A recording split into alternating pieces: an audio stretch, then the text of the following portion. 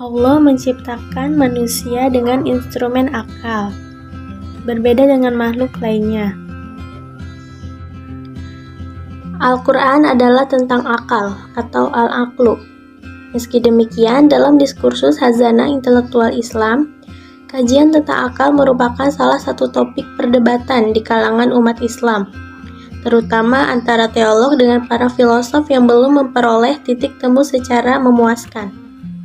Tulisan ini akan berusaha memahami topik perdebatan ini dalam Al-Quran dengan tetap memperhatikan pemahaman para mufasir. Secara linguistik, kata al-aqlu dalam bahasa Inggris diterjemahkan menjadi reason, intelligence, intellect, understanding, dan intellectual powers. Dalam bahasa Perancis disebut raison, intelligence, dan intellect. Sementara bahasa Latin menyebutnya ratio dan intelligentsia. Banyak kata yang digunakan menerjemahkan kata al-aqlu ini, menunjukkan kompleksitas makna kata tersebut. Sedangkan dalam bahasa Indonesia, kata al-aqlu ini biasanya diterjemahkan menjadi akal yang secara simbol telah dianggap sebagai terjemahan baku dan diterima secara mutlak tanpa reserve. Dalam konteks Indonesia misalnya, kata akal selalu dikaitkan dengan aktivitas intelektual atau penalaran rasional, atau menunjukkan potensi pemahaman seseorang, sehingga sering dipakai ungkapan berakal untuk menyebut seseorang yang mampu memahami dan berkomunikasi dengan orang lain, keadaan, atau suatu masalah. Di samping itu, akal juga dipahami sebagai potential preparedness atau al-quwa al-mutahayyiyah, yang setelah mengetahui dan membedakan, ia mampu memberikan pengaruh positif kepada subjeknya. Dikemukakan bahwa al-aql yuqal lil quwwah al-mutahayyiyah liqabulil ilmi wa yuqal lil ilmi alladhi yastafidu al-insan bitilkal quwwah. Jadi, secara linguistik, akal merujuk pada potensi dan fungsi, mengetahui serta kemampuan klasifikasi kategoris yang berdampak pada pengalihan dan pengarahan. Sedangkan secara filosofis, ketika digunakan pada aktivitas manusia, kata akal dimaksudkan pada potensi intelektual yang bisa memberi umpan balik pada usaha pengendalian diri sesuai dengan pengetahuan yang diperoleh. Di sini kita memahami akal dalam 3 kategori. Yang pertama, merujuk pada potensi dasar manusia dalam berbicara, bersikap, dan bertindak. Kedua, potensi dalam berusaha memahami dan meneliti premis-premis umum, sehingga mampu melakukan deduksi dan akumulasi premis-premis tentang tujuan dan kebaikan dalam hatinya. Ketiga, validitas karakter primordial manusia, sehingga ia mampu mengetahui kualifikasi kategoris buruk-buruk, sempurna, cacat, sesuatu yang diperhatikan. Kata akal dalam bentuk derivatifnya diulang sebanyak 49 kali dalam Al-Quran. 31 bentuk-bentuk derivatif yang digunakan dalam Al-Quran ada 5, yaitu aqluh 1 kali, nakil 1 kali, yakiluha 1 kali, yakilun 22 kali, dan takilun 24 kali. Kata akal antara lain mayoritas mufasir mengartikan dan menafsirkan kata akal dalam ayat-ayat dimaksud dengan mengetahui atau ta'kilun ay ta'lam, mencapai pengetahuan atau idrok, memikirkan atau afala ta'kilun ay afala ta'lamun, memahami atau aqluhu ay fahamuhu, dan kebijaksanaan atau ta'kilun. Berkaitan dengan makna-makna yang dikaitkan dengan aspek kognitif tersebut, Al-Quran juga menggunakan kata lain dengan maksud yang tak jauh berbeda, seperti nazar, tadabur, tafakur, dan lain-lain. Pengulangan menggunakan kata akal dan sam'un menunjuk pada salah satu media yang dapat digunakan manusia untuk menjalani dan meraih kehidupan yang bahagia, murni dengan ta'akul atau mengikuti nasihat orang yang berakal. Idealnya, aktivitas ta'akul tidak hanya berhenti pada posisi tahu, mengerti, dan menyimpulkan, tetapi juga berlanjut menumbuhkan komitmen dan konsistensi antara apa yang diketahui, dipahami, dan disimpulkan dengan apa yang dilakukan. Qalbu atau hati pada dasarnya memiliki makna ganda.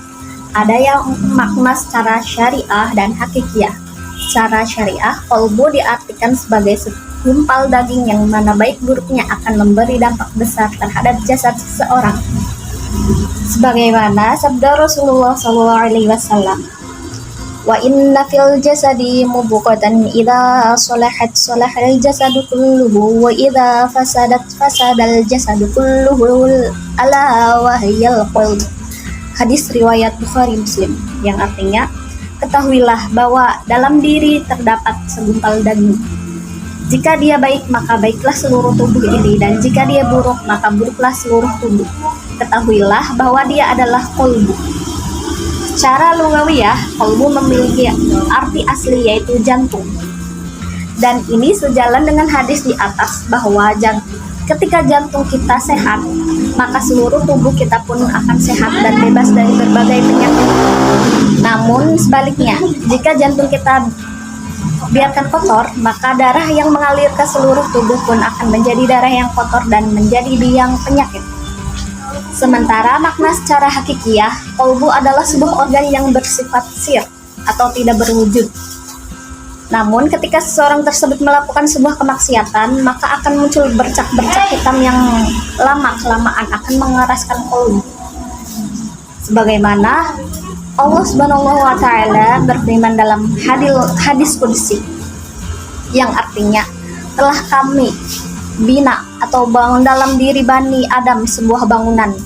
Di dalam bangunan itu terdapat dada, di dalam dada terdapat qalbu, di dalam qalbu terdapat fuad atau mata hati, di dalam fuad terdapat syagaf atau hati nurani, di dalam syagaf terdapat lub atau lubuk hati, dalam lubuk hati terdapat sir atau rasa, di dalam sir ada aku, Allah, kata Allah. Menurut ahli tasawuf, qalbu diartikan pula sebagai sebuah latifah atau titik sensor atau dimensi ketuhanan yang tidak mempunyai bentuk fisik sebagaimana dipahami oleh sebagian kita. Untuk membuktikan bahwa qalbu itu bukanlah daging hati, kita bisa melihat dan menyaksikan seekor ayam atau kambing yang kita potong kemudian kita bedah perutnya, maka kita akan menemukan pada hewan tersebut segumpal daging yang disebut hati. Tapi apakah dengan hatinya itu hewan mampu membedakan mana yang hak dan batil? Tentunya tidak. Apakah setelah kita belah hewan-hewan tersebut kita menemukan organ yang penuh bercak hitam karena kemaksiatan yang hewan lakukan? Tentunya jawabannya pun tidak. Kemudian kita pergi ke sebuah warung makan atau restoran, lalu kita bertanya apakah di sana ada sop daging hati atau goreng daging hati. Maka tentulah di salah satu warung makan atau restoran tersebut ada dan disediakan menu makanan dengan lauk sop atau goreng daging hati. Tapi coba kita tanyakan apakah di sana ada sop atau goreng daging qalbu, maka jawabannya pasti tidak ada, karena qalbu tidak diperjualbelikan dan bukan untuk dimakan dan bukan pula berbentuk segumpal daging. Daging hati yang berbentuk segumpal daging itu dalam bahasa Arab disebut kabid, bukan qalbu. Adapun qalbu menurut Imam Al-Ghazali dalam kitabnya Ihya Ulumuddin adalah ruh, akal atau nafsu. Nafsu atau hawa nafsu. Hawa nafsu adalah sebuah perasaan atau kekuatan emosional yang besar dalam diri seseorang manusia, berkaitan secara langsung dengan pemikiran atau fantasi seseorang. Hawa nafsu terdiri dari dua kata, yaitu hawa dan nafsu. Dalam bahasa Melayu, nafsu bermakna keinginan, kecenderungan, atau dorongan hati yang kuat. Jika ditambah dengan kata hawa, jadi hawa nafsu biasanya dikaitkan dengan dorongan hati yang kuat untuk melakukan perkara yang tidak baik. Ada kalanya bermakna selera jika dihubungkan dengan makanan. Kedua pernyataan ini berasal dari bahasa Arab, yaitu hawa dan an-nafs. Hawa yaitu sangat cinta atau kehendak, sedangkan nafas yaitu roh, nyawa, jiwa, tubuh dari seorang.